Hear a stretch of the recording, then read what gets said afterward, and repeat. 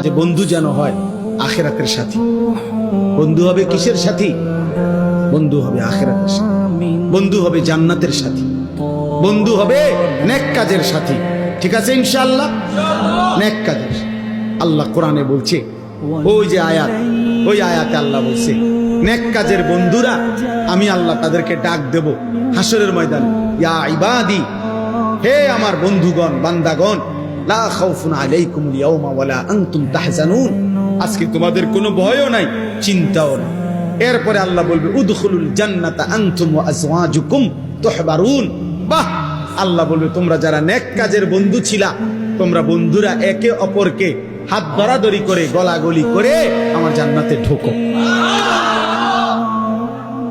খোদার কসম, এটা কোরআন শুরু হয়। হ্যাঁ, এমনকি এই আয়াতের তাফসিরে আছে যে স্বামী স্ত্রী তারাও মূলত বন্ধু, যদি তারা একজন আরেকজনকে নেক কাজের সহযোগিতা করত।